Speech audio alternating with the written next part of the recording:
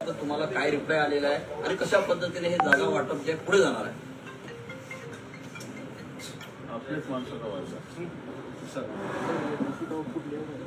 या जागा वाटप होत नाहीये त्याचं सगळ्यात मोठं कारण वंचित बहुजन आघाडी नाही.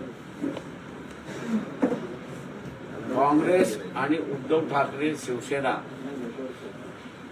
यांच्यामध्ये 10 जागेंवरनं मतभेद आहेत. या 10 जागा काँग्रेसही मागते आणि या जागा उद्धव ठाकरे शिवसेनाही मागते. अनेक राऊंड चर्चा झाल्या, परंतु एकमेकाला सीट सोडायला तयार नाहीत अशी परिस्थिती आहे.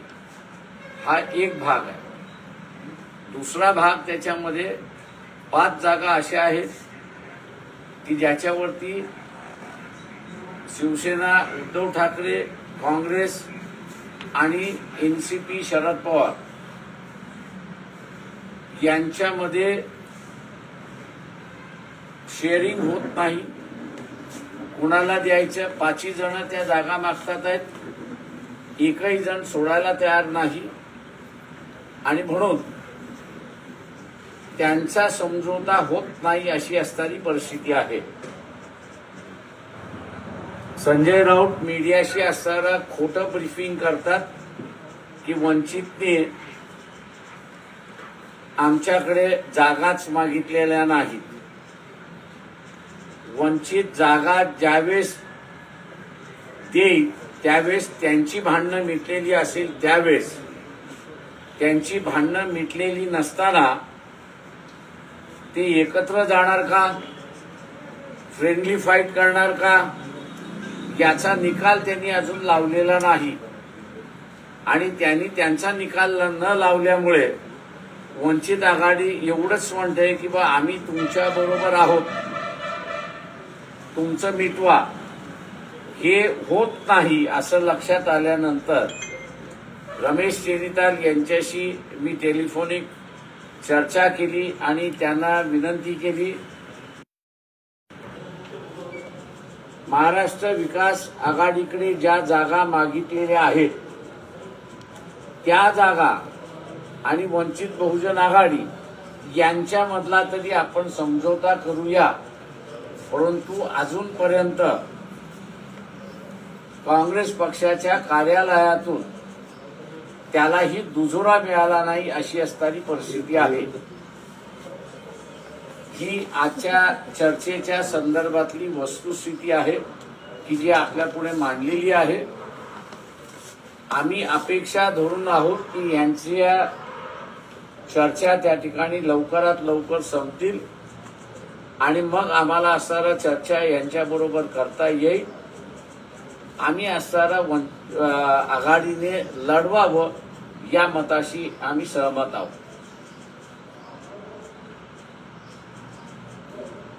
सर, आज राहुल गांधी जे आहेत ते त्याची यात्रा भारत न्यास यात्रा महाराष्ट्राच्या दौऱ्यावर आहे. नंदुरबारमध्ये येत आहेत. भारत जोडून काही यात्रा महाराष्ट्रात कसं पाहता येतं? तो त्यांच्या पक्षाचा असणारा कार्यक्रम आहे असं मी त्या ठिकाणी मानतोय की काँग्रेस पक्षाचा जनाधार वाढवण्याचं असणारं कामकाज आहे आणि तो त्यांचा अधिकारही असं मी त्या ठिकाणी मानतोय. पण त्याचा तो अधिकार लक्षात घेताना आपण आज बघत असाल की ममता बॅनर्जी, टीएमसी यांनी काँग्रेस बरोबर समझोता न करता 42च्या 42 जागेची उमेदवारी त्या ठिकाणी जाहीर केली आहे. माझ्या दृष्टीने काँग्रेस पक्षाचे वर्किंग कमिटीचे असणारे एक सदस्य संकल्प म्हणून जे आहेत, मुंबईमधली बैठक झाली त्यावेळेस मला भेटायला आले. वेगवेगळ्या विषयांवरती चर्चा त्यांनी माझ्याशी असणारं केली. त्यावेळेस मी त्यांना असणारा धोक्याचा इशारा त्या ठिकाणी दिला होता. तो म्हणजे की राहुल गांधी मार्फत आपण पक्ष वाढवण्याच्या दृष्टिकोनातून कारवाई करताय आणि दुसऱ्या बाजूला काँग्रेस पक्षाचे अध्यक्ष खरगे यांच्या मार्फत आपण जे आहे ते एकत्र लढावं असा प्रयत्न आपला चाललेला आहे. ज्यांच्याशी आपण बसताय त्याच्यापैकी बहुतांश पक्ष हे प्रादेशिक पक्ष आहेत. या प्रादेशिक पक्षांचा इतिहास असा आहे की ते तुमच्याही विरोधात लढलेले आहेत आणि ते भारतीय जनता पक्षाच्या विरोधात लढलेले आहेत. तेव्हा या दोन तलवारी तुम्ही एका म्यानामध्ये कसा बसवणार याचा खुलासा झाल्याशिवाय हे जे प्रादेशिक पक्ष आहेत ते आपल्याबरोबर टिकतील का याच्याबद्दल मला असणारा शंका होती. त्याच्या दोन कॅज्युअलिटीज आपल्याला झालेल्या दिसतात आहेत. एक नितीश कुमार कि ज्यांनी लालू प्रसाद यादवला सांगितलं कि हमने आपसे पहले भी कहा था कि ये आपके साथ में बैठेंगे लेकिन ईमानदारी के साथ नहीं बैठेंगे आणि म्हणून त्यांनी सोडलं आणि पुन्हा तो बीजेपी बरोबर गेला अशी परिस्थिती. तीच गोष्ट आपण बघत असाल तर ममता बॅनर्जीने सुद्धा हे केलं आणि आता ममता बॅनर्जींनी 42च्या 42 जागा त्या ठिकाणी उभ्या केलेल्या. राहिली आता युती गुजरात मधली झालेली आहे, कर्नाटक दिल्ली मधली आप बरोबर झालेली आहे. ती टिकते का अशी असणारी परिस्थिती आहे. आणि दुसऱ्या बाजूस महाराष्ट्रामध्ये कशा रीतीने ही सगळा रोल अदा होतो हा त्याच्यातला भाग आहे असं मी त्या ठिकाणी मानतो. त्याच्यामुळे कुठेतरी काँग्रेस पक्षाला त्यांच्या प्रायोरिटीज ह्या ठरवाव्या लागतील. भारतीय जनता पक्षाचं सरकार केंद्रामधनं घालवणं ही त्यांची प्रायोरिटी आहे की आपला पक्ष वाढवणं हा त्यांची प्रायोरिटी आहे. याचा निर्णय त्यांनी घेतला पाहिजे असं मला वाटतं. सर फायनली महाविकास आघाडीमध्ये किती जागा अपेक्षित आहे तुम्हाला? शेवटी ती एकत्र राहिले तरच माझा प्रश्न येतो ना. त्यांची जी भांडणं मिटली नाही तर काय, हा प्रश्नच उद्भवत नाही अशी असणारी परिस्थिती आहे. अमरावतीमध्ये स्थानिक वंचित आघाडी सर्व ठिकाणी जागा सोबत लढून आपला जागाबाबत काय करायचं ते आम्ही धोरणात्मक निर्णय घेऊ. त्यांची युती झाली नाही तर धोरणात्मक निर्णय आम्ही काय घ्यायचा तो आम्ही घेऊ. महाविकास आघाडीकडून आनंदराव आंबेडकरांना पण अमरावतीमध्ये लोकसभा निवडणुकीचं प्लॅनिंग करतोय. मला महाविकास आघाडीच्या चर्चेमध्ये काँग्रेस पक्षाकडून असणारी जी नावं आली ती एक नाव वानखडेंचं आलेलं आहे आणि दुसरं नाव बोरकरांचं सुचवण्यात आलं होतं की आम्ही जर लढलो तर यांना असणारं उमेदवारी देत.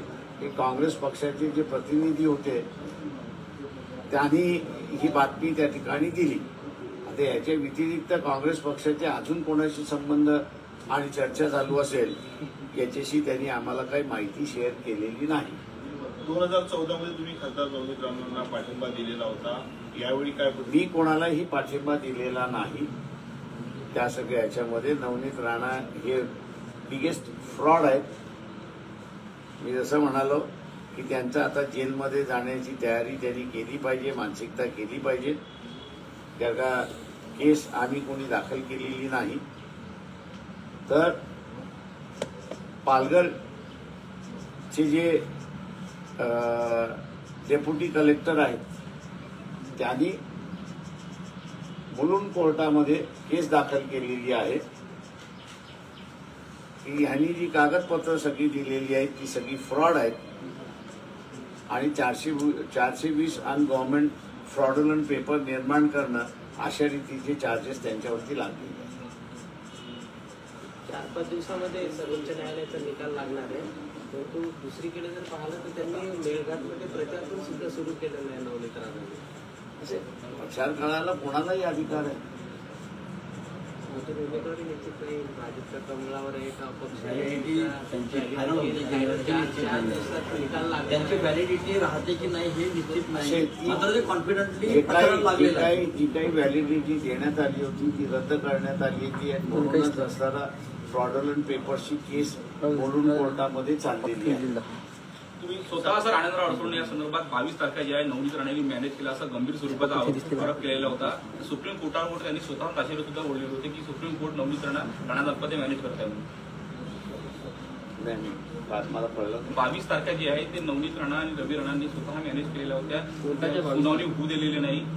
कुठेतरी कोर्टाचा भाजपच्या समर्थनात असल्यामुळे कुठेतरी कोर्टात न्यायालयावर ते दबाव माझ्या टाकण्याचा आरोप केला. मतानं असे जे न्यायालय केंद्र शासनाला